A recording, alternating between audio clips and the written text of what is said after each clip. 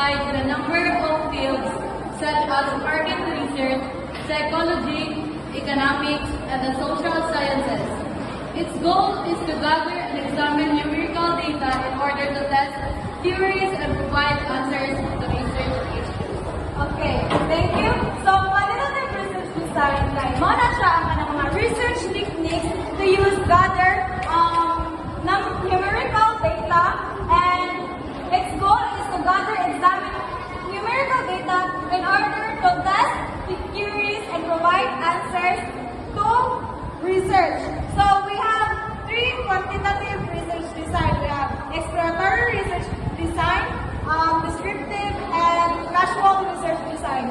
So, first, we have the exploratory research design. It is often used to build a basic understanding and gather background information about a research topic, especially when there are few or previous studies directly related to it. So, ang research exploratory design, exploratory research design is a type of research used to a very limited topic or understanding.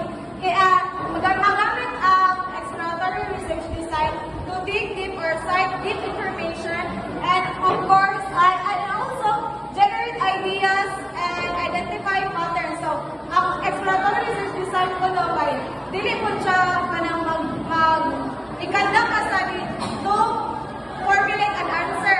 Ikandang siya to explore the problem or the situation. Next is descriptive research design.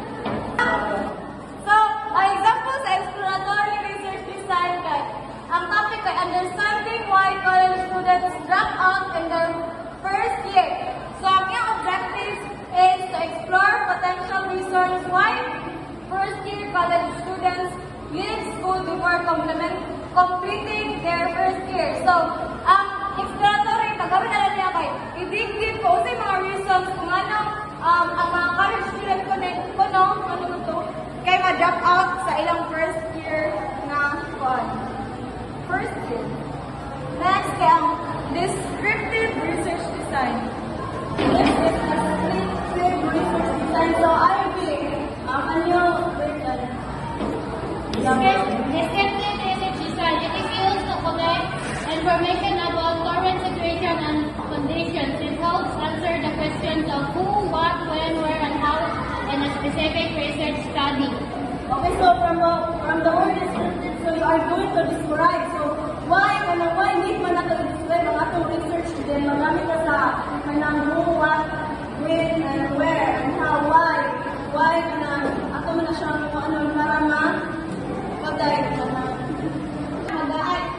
it helps to answer the question who, what, when, where, and how in specific research study. So, insay pakinabang ano, iunsa pag-create ang research study of ang kanang situation. Okay, very good. So, parang lang ang atong research. So, gamit na rin mga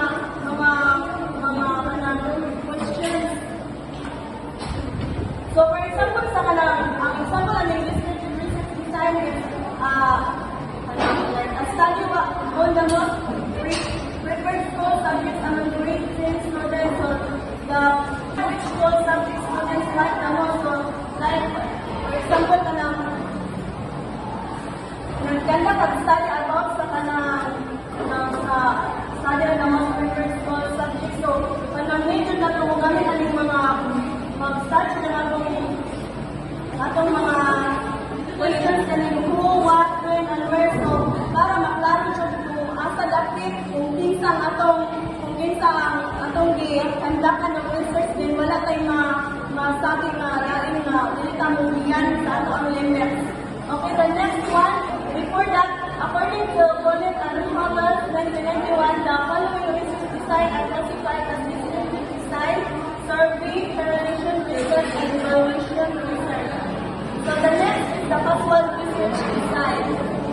Casual research design is used to determine how the variable, which is the cause, influence, or affect other variable, which is the result, or to understand why certain outcomes occurs. So, it's all about, guys, it's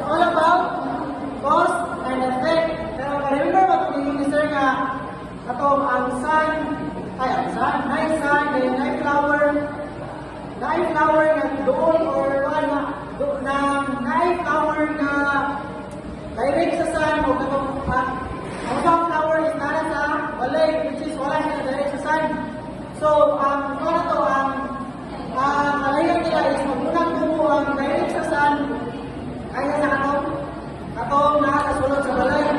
So, muna ang cause, in effect, ang cause niya is moto balik mo ang doon sa sun.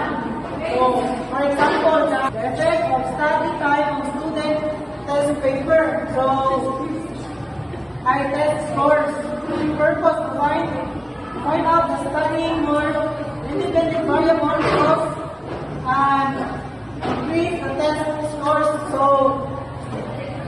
sa exam, di ba, kung mag-exam ta is nangyay mga scores, so yun makita ang kalahingan sa scores ninyo kung nag-study mo or wala. So, So again, ang COSAC research design ko is talk about independent variable o dependent variable. This is ang cause and effect. So, mara to, ang among topic ang quantitative research design, which is ang ito, exploratory research design, Descriptive research design and causal research design. very good. So, naamay pangutana, clarifications, emotional actions, violations, wala.